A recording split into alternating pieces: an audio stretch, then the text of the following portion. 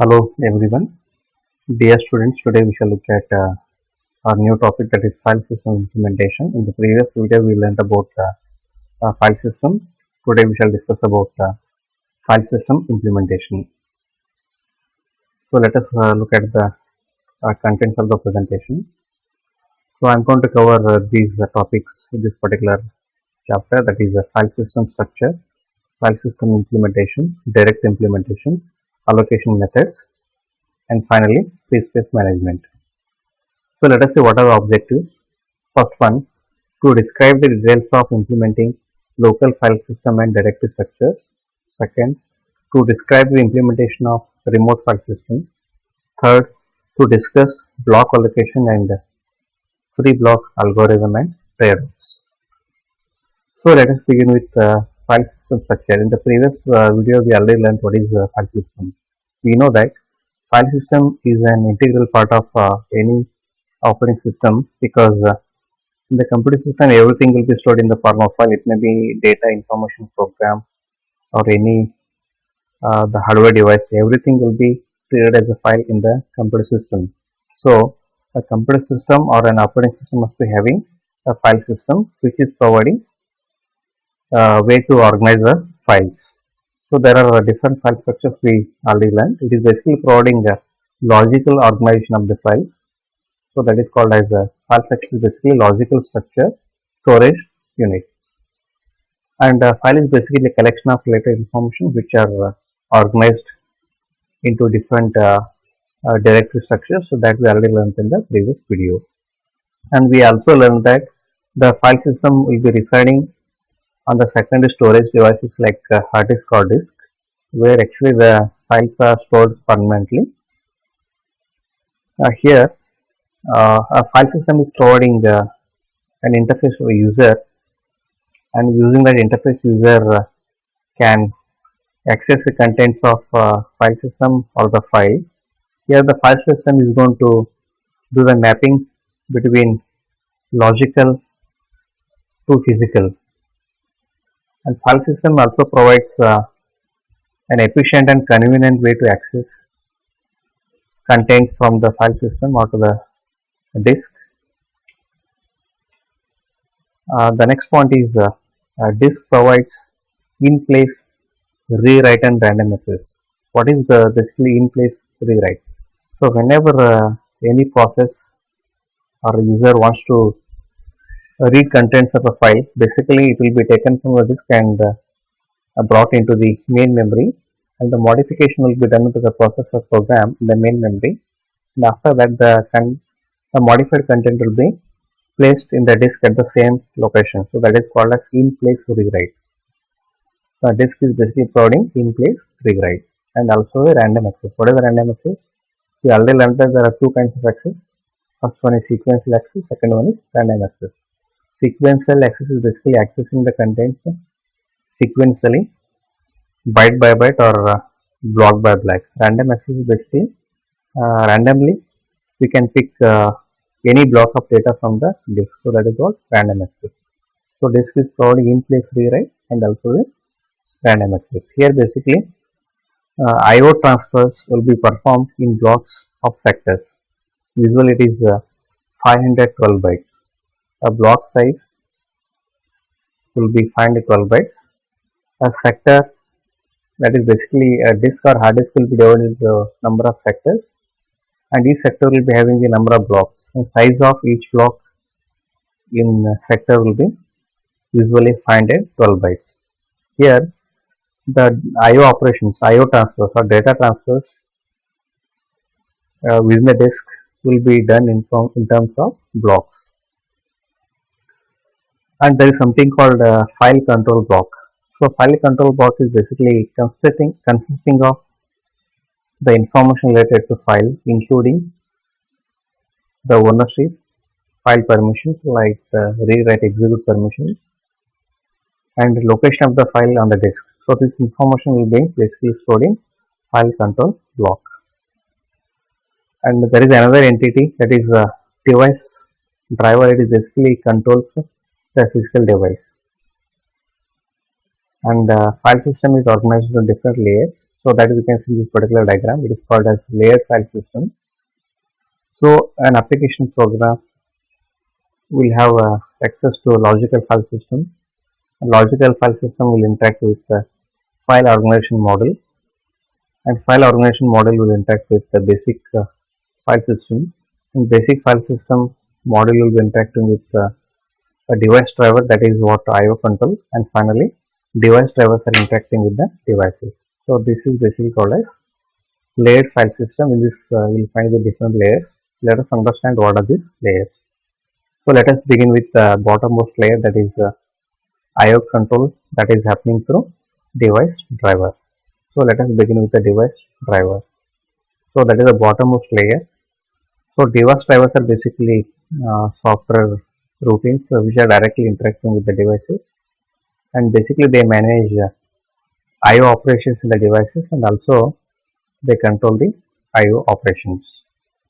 So device drivers will be giving the commands to the disk of the memory devices like this. For example, the command issued by device driver will be like this: read drive 1, comma, cylinder 72, comma, track 2, comma, sector 10 into a memory location 1060. So this is format of the command issued by device driver to the device to perform IO operations with the devices. So let us try to understand what is this command. It will begin with read. So basically the command name is read. It means you want to read the contents from the disk. From where? Now question is, from where you want to read the contents. So read is followed by drive 1. It is basically name of the disk from where you want to read the data. So within drive 1, there will be different cylinders. Okay, a disk is made up of different cylinders, and from which cylinder we want to read the data. So in this example, it is mentioned as cylinder number 72. Read from this drive 1.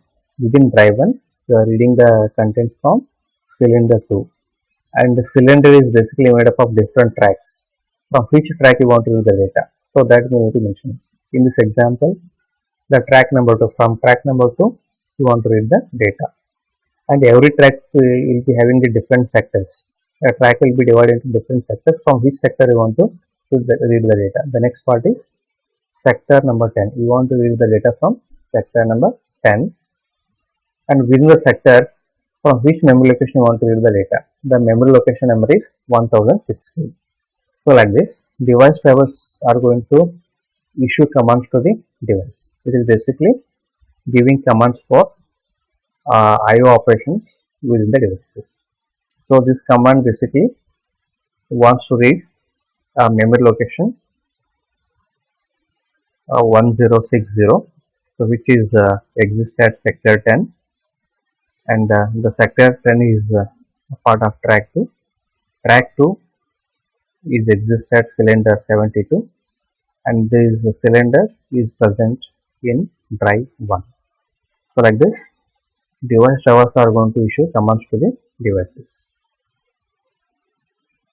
So these commands are issued to hardware controller, and in turn hardware controller will perform IO operations with the devices. The next layer is basic file system.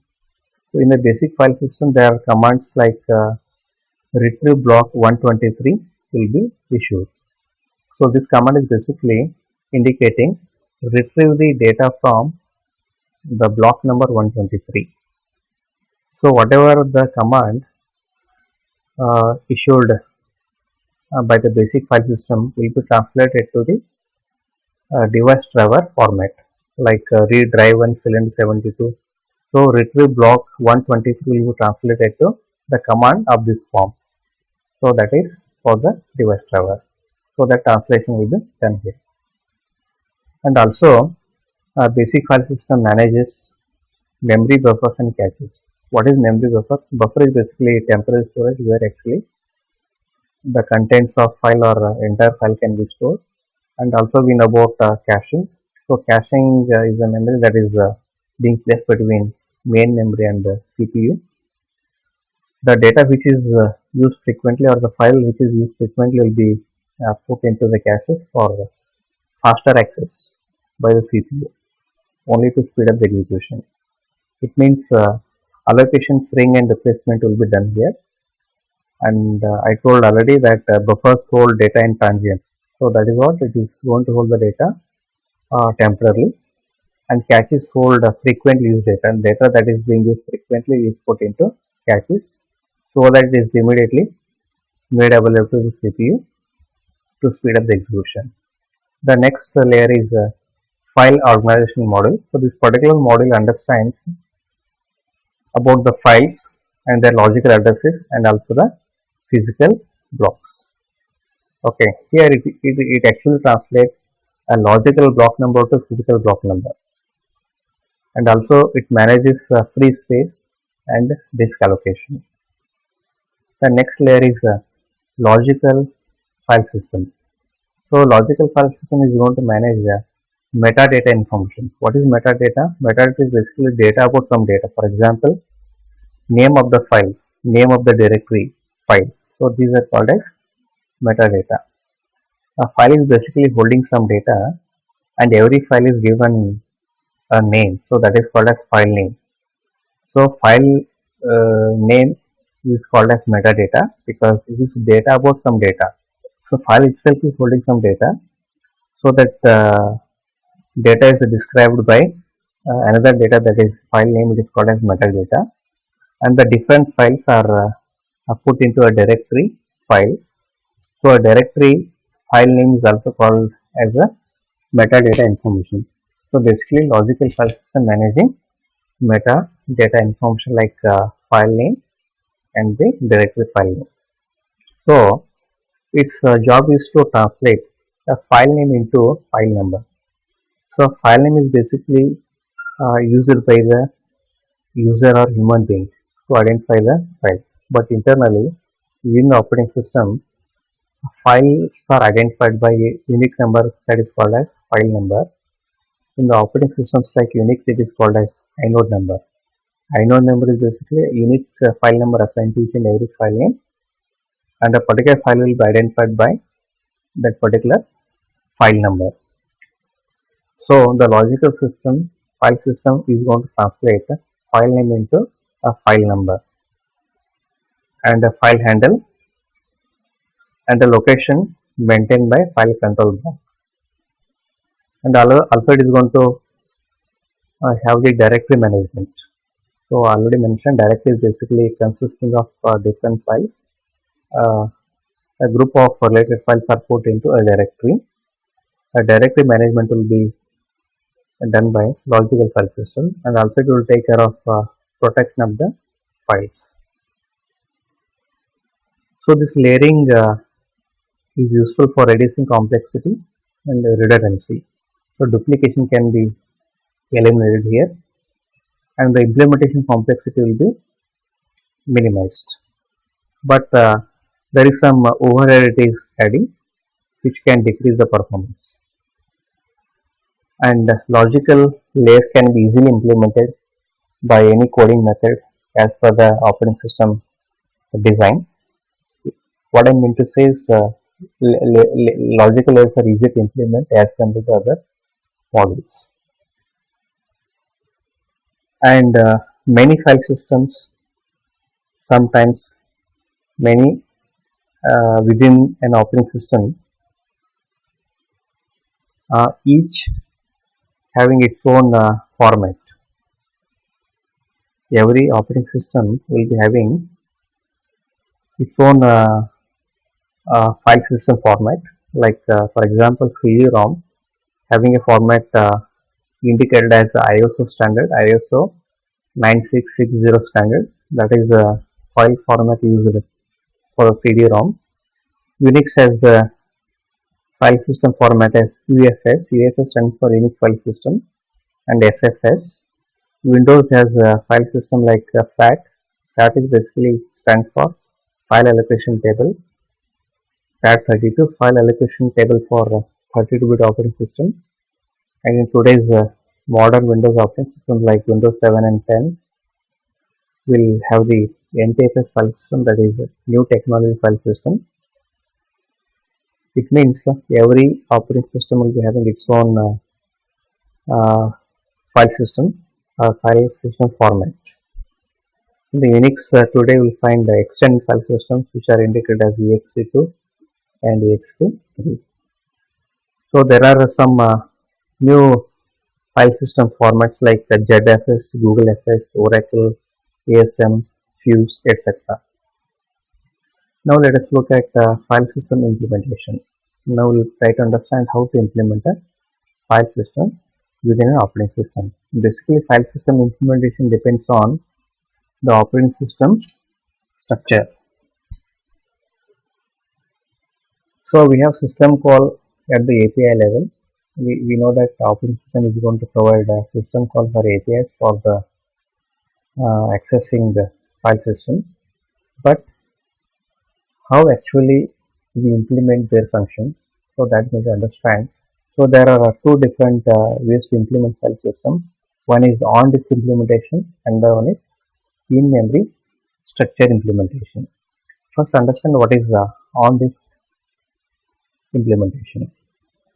On disk, the file system may contain information about how to boot an operating system stored there, and the total number of blocks, the number and location of free blocks, the directory structure and individual files. So on the disk there is something called boot control block. We know that when we start the system, there is a program called a bootstrap program. So what is the job of bootstrap program? Its job is to load and execute operating system program. So within the operating system there is some partition or volume where actually the operating system will be residing. So that partition is supposed to load into memory and then start executing the particular partition. So that is called as a boot sector. So it will be managed by a block that is called as boot control block. It contains the information needed by the system to boot operating system from that volume, and it is needed if that volume contain OS. Usually it is the first block of volume. In the Unix file system it is called as a boot block, but in Windows NTFS file system it is called as a partition boot sector. So this is the first block of volume where actually the booting code of operating system will be residing. For example, if you take Windows operating system, so there will be different partitioning of the hard disk will be done in Windows. Among that, usually the C drive is taken as a primary partition where actually we install or place a operating system, Windows operating system program. Here the boot Windows boot code will be present in a C drive. So that is first block within C drive, that is called as C partition or volume.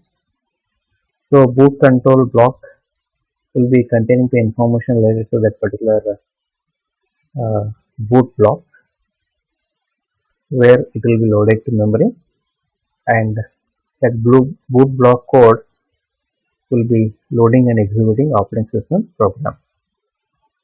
So there is another control block that is called as volume control block. It is also called a super block or a master file table. It contains volume or partition details like total number of blocks in the volume or partition. So that is what I already explained. A disk will be divided into number of partitions, and each partition will be having the number of blocks.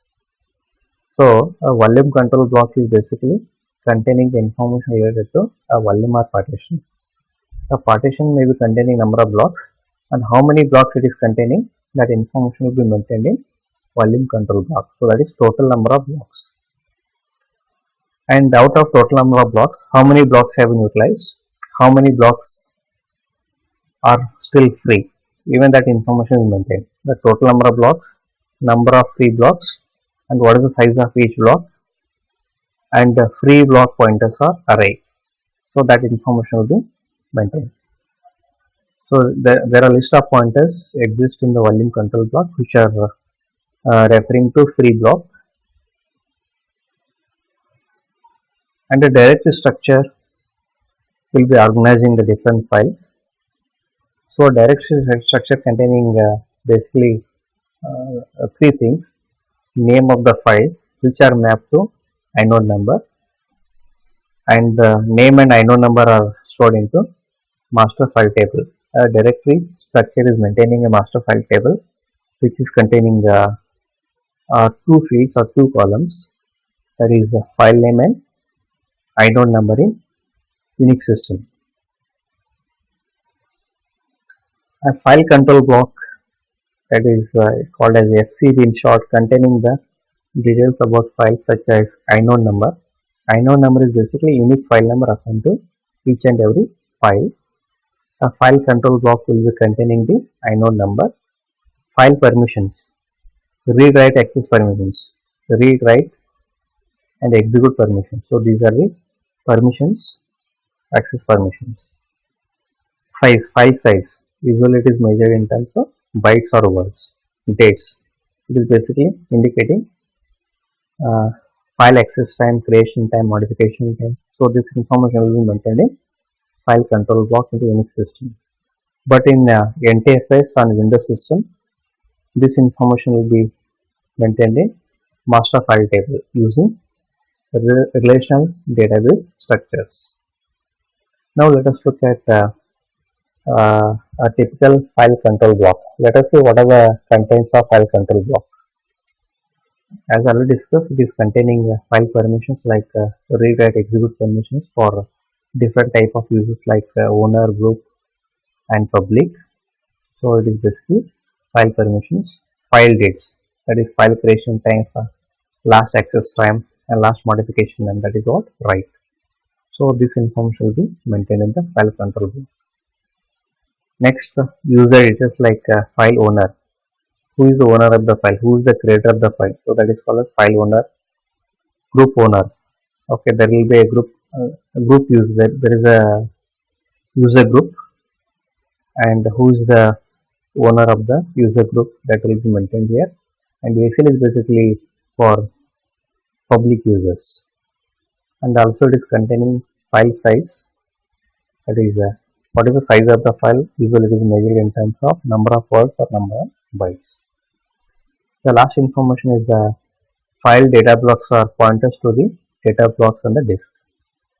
So it is basically containing the pointers, so which are locating data blocks on the disk. So this information will be kept in file control block. Now let us move on to the next one, in-memory file system structures. The in-memory information is used for both file system management and performance improvement via caching. With the help of caching, so definitely we can improve the performance. So instead of reading the file content from the disk directly, what we can do is we can adopt caching approach. Caching is what? A particular file or part of file or contents of file can be brought into cache memory. It means frequently used data can be brought into cache memory, and it is made available to CPU whenever required. So our main purpose is to improve the performance. So that is called as in-memory file system structure. So in-memory file system structure is maintaining a table called as in-memory mount table. What is that? In-memory mount table, storing the information like file system mount. It is basically mounting point of the file system, and file system type. What is the type of the file system, and mounting point within the file system will be maintained in the mount table. And along with this, it is also maintaining buffer. So buffer hold blocks of data from secondary storage temporarily. Now let us look at in-memory file system structures for two operations, that is open and read. The figure A is indicating in-memory file system structure for open operation. So this is the secondary storage where actually we'll have the data blocks. So these are the data blocks. So that is the data of the files will be represented in the form of blocks, that is called as data blocks, and the files are stored into directory, that is called as directory structure. Within directory we are maintaining a table which is containing file name and the inode number the Unix. So inode number is unique number assigned to a file used to identify a particular file within the directory. And also we learned that there is a file control block exists in the secondary storage that is containing information related to file like access permissions, file size, and owner, group owner, and public owner informations, also the file size. So this information will be stored in file control block. Now let us see how the things will be created for open. So before we can read the contents of the file or make any modification to the file, that is write, it means before we can perform read or write operations with respect to file, the file must be opened. So once the file is opened, then we can perform read, write, append operations. Now let us see how the file will be opened in case of in-memory file system structure. So in the kernel memory, there is something called directory structure is maintained. In the directory structure, there will be different entries, and each entry in the directory structure will have the pointer to file control block, and also the location of the data blocks will be present here. So this arrow is indicating what? Location of the data block in the disk or secondary storage will be present in an entry of the directory structure, and also a pointer which is pointing to file control block. So from a file control block we can get the information related to file like access, permissions, and all. And in the user space, so whenever a file is opened, we get a file handle. So file handle is basically a file pointer which is referencing an entry within the directory structure. So this entry will have a pointer to file control block, and it is also maintaining the location of the data blocks pertaining to a particular file. So once you open a file, we get a file pointer or a file handle. Using the file handle, we can perform read and write operations. So the figure B is indicating the read operation for the in-memory file system structure.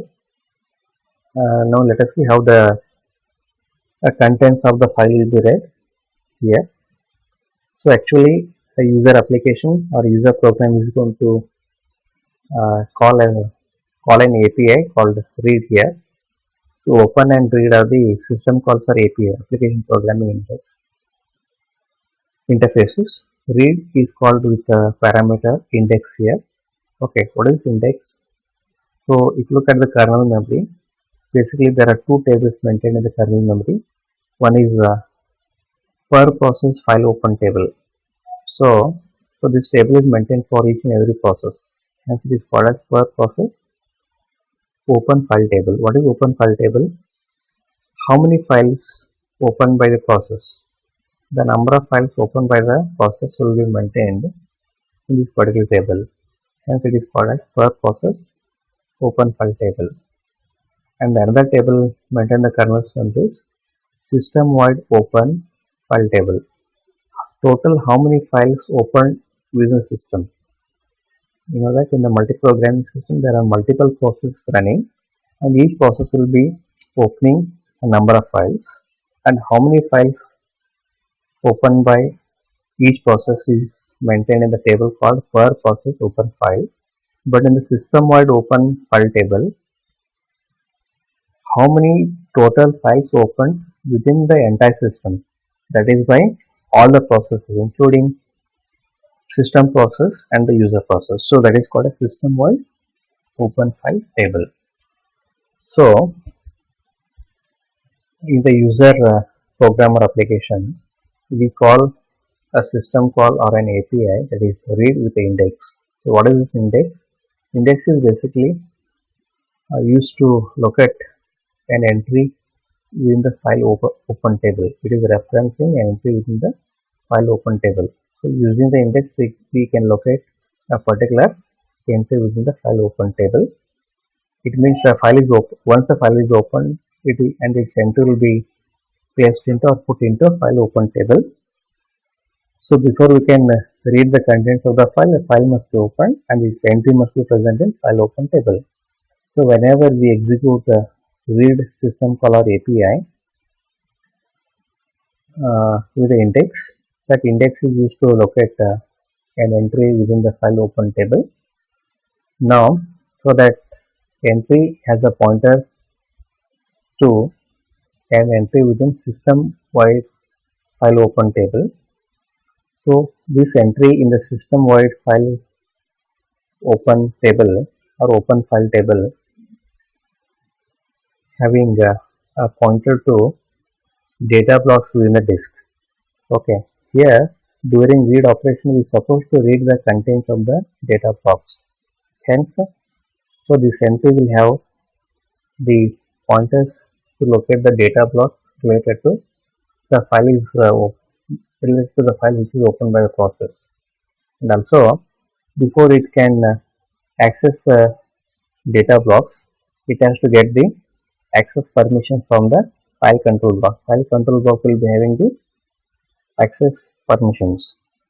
Whether the process has enough access permissions to read the data blocks.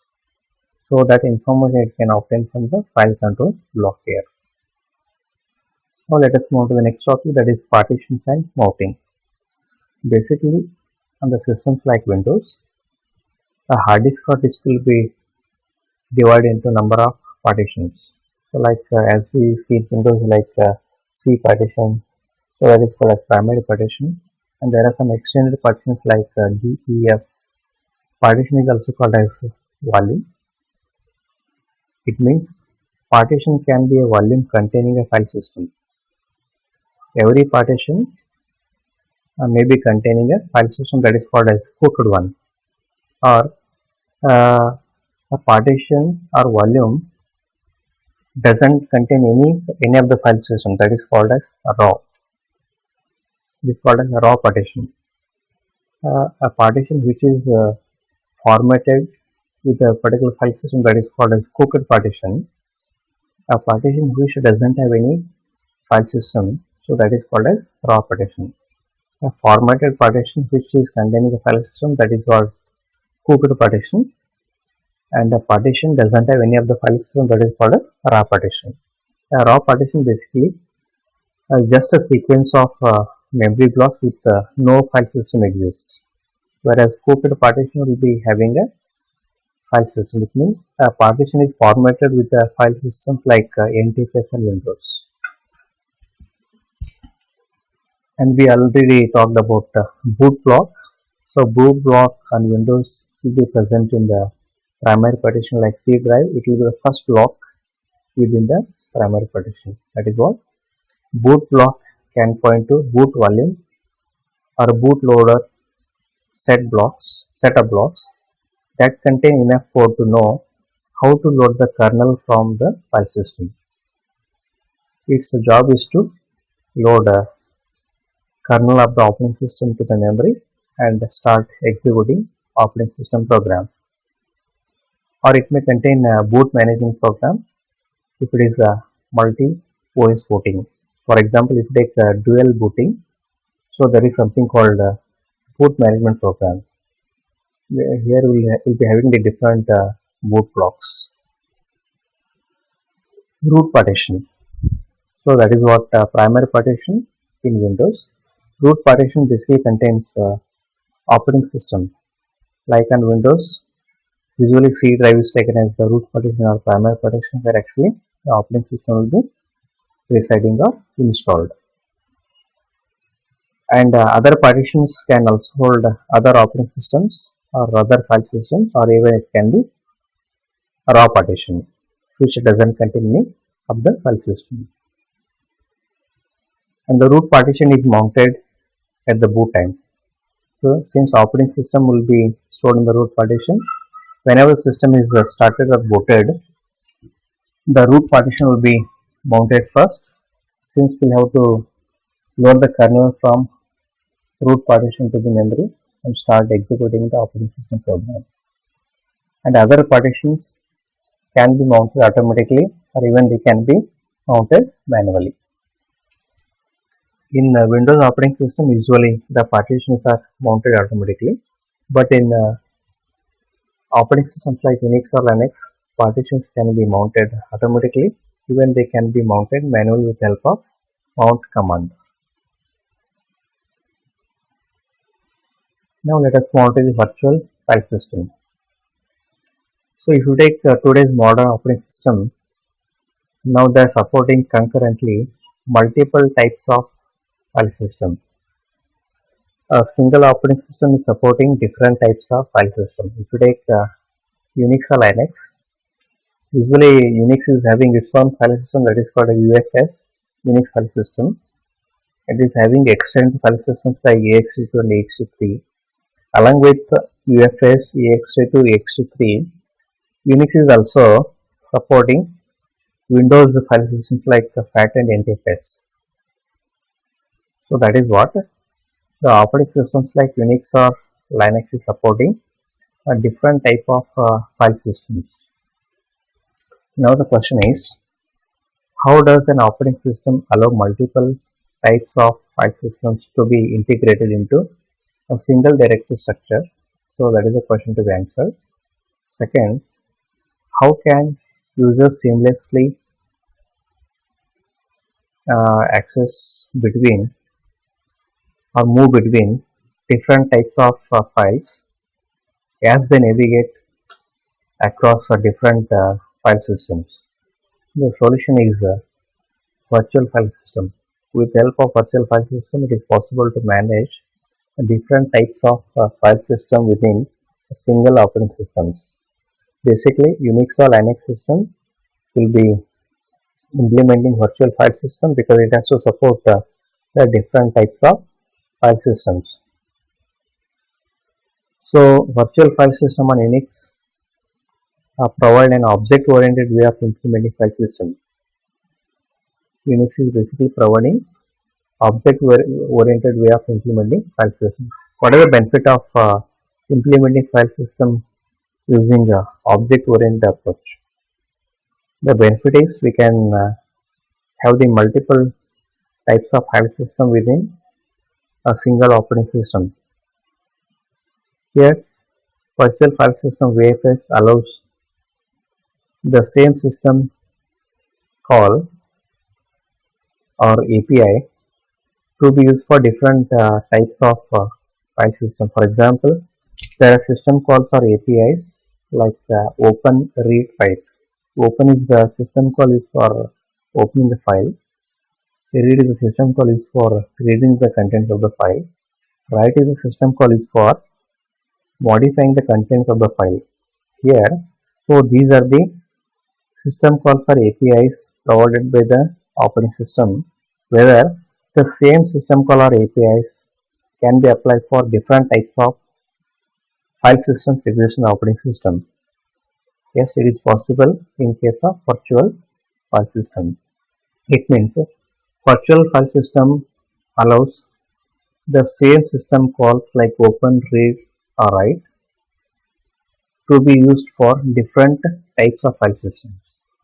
Now let us see how it is possible. How the same system call can be used for different type of file system. Basically, VFS separates file system generic operations from implementation details. So open, read, write. So these are the generic file operations. So virtual file system is separating the generic file operations from implementation details. Implementation details will be different, but if you look at their generic operations, they are common to all the different file systems.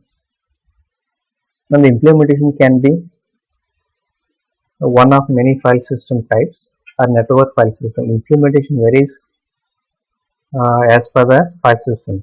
according to the type of file system, implementation may vary, but the generic operations like open, read, write will be common for any type of file system. Here, whenever we issue the commands like open, read, write, virtual file system will dispatch these operations to appropriate file system implementation routine. Implementation routine pertaining to a particular type of file system may be different, but the operations are generic operations like open, read, write will be common. Okay, so the virtual file system will dispatch the operations like open, read, write to appropriate file system implementation routines. Now let us look at a schematic view of a virtual file system. So there is a common virtual system interface. Here it is supporting generic file operations like open, read, write. So these are common for a different type of file system. So there is something called a virtual file system interface. Here actually it is going to map a particular generic operation to a particular file system. For example, if you look at this one, so it's a local file system type 1 residing on a particular partition or disk. So this is a local file system type 2. So this file system can be UFS, that is Unix file system. So this file system can be NTFS of Windows. So even it may contain remote file system like NFS, network file system. So in this particular thing, we can find different types of file system. One is on the local, it is the Unix file system, and there is also local, that is a different file system like NTFS of Windows. So this is a remote file system like a network file system. So different types of file systems have been integrated here into virtual file system. So virtual file system interface is basically supporting different types of file system here. Now let us look at virtual file system implementation. Let us take the Linux operating system. Linux operating system is basically having 4 different object types for the implementation of virtual file system. First one is inode object. I'll explain what is inode. Inode is basically a unique number assigned to each and every file.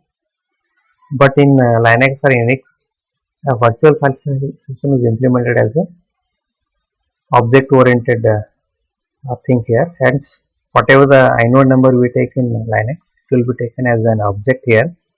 Hence, I am calling it as inode object, which represents the integer file in the virtual file system. The next one is file object, which is representing a file which is open file. The next one is super block object, which represents entire file system. The entire file system can be considered as an object, that is called as super block object. The next one is the D entry object. It is basically representing an entry within the directory. So whenever directory file is basically containing the different files. So an entry in the directory file containing basically a file object and the inode object. Inode object is basically representing inode number or an individual file. File object is representing open file. So D entry basically containing inode number and the object, file object. And virtual file system defines a set of operations on the objects that must be implemented differently for different file system. Every object has a pointer to a function table. The function table has addresses of routines to implement that function on that